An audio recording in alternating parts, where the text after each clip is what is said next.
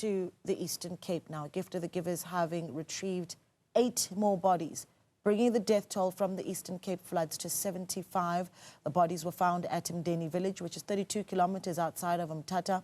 4 pupils swept away by floods in their scholar transport are still yet to be found. Xoli Mngambi is live for us in Mthatha with Gift of the Givers on the latest. Xoli, just a few, less than 2 hours ago, we were hearing that the official death toll was 67. Now, that number having jumped up to 75. A big leap indeed, Xoli.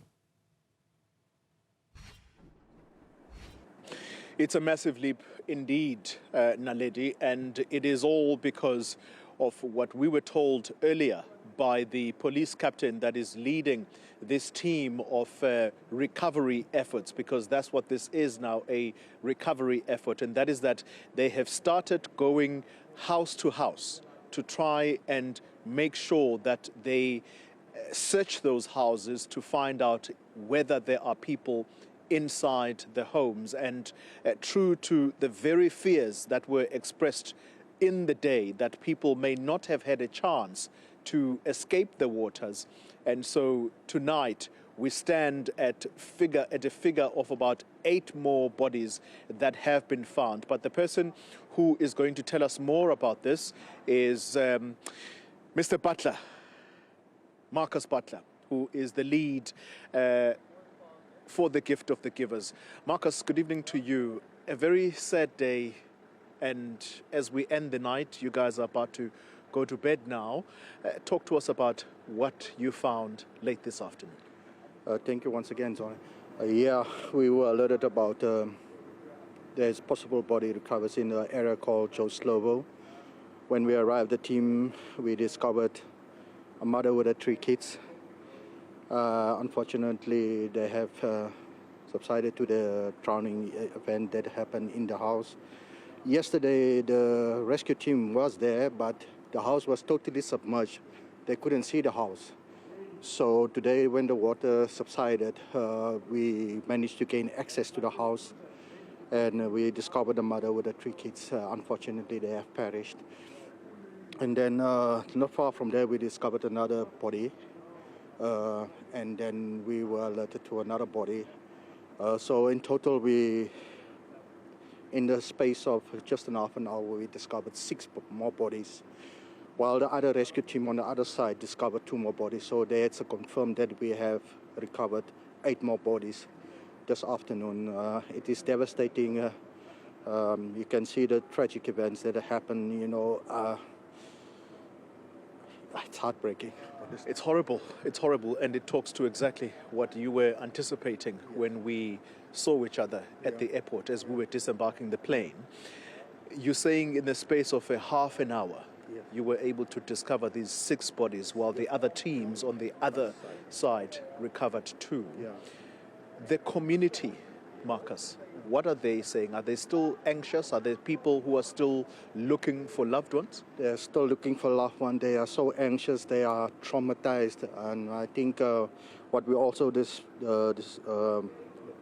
communicated this afternoon is that we need to get social support for these individuals, psychological support for the community in there, so that they can, because remember that they are the first ones to discover the body and alert us to, to come and see if there's any bodies. So these people this community needs psychosocial intervention to deal with the trauma that they are currently going through. And it's heartbreaking. We unfortunately had to cease operation because it's dark, and there's some live wires, electricity, so it makes it difficult for the team to anticipate where they are walking, and some of the areas are still submerged underwater. So that makes it, I had to make the decision to call up the search and rescue, and then we continue tomorrow morning, where we can actually visualize where we are walking, what we are seeing, but it's heartbreaking. It's honestly heartbreaking. That's very scary when you say there's also live wire in and amongst the water that is still flowing. Finally then, tomorrow morning, what time does this team start? Tomorrow morning we will have parade at 7:30 with the police, and then we will be divided into teams, and then we will go do further search and rescue, because we have a vast area to search. for more bodies and just to bring closure and to restore dignity. That's all. Marcus Butler, thank you once again for your time as you go off to rest now. Thank you very much for your efforts. Thank you indeed. Marcus Butler there, he is the team leader of the Gift of the Givers rescue, search and rescue team that is helping or working alongside the police. The police van that has actually dropped them off is still behind us, idling, and they are going to be picked up very early in the early hours of tomorrow morning to continue the search. And so that's the extent of the devastation here, Naledi Molewa. And so you have heard Marcus saying that there is still a vast area that they're going to still have to search. And it takes us back to those earlier comments by the police captain, who was saying that they are now starting the process of actually going house to house, specifically the homes that were completely submerged underwater. They're going to be breaking down those doors to make sure that there aren't any bodies inside those homes.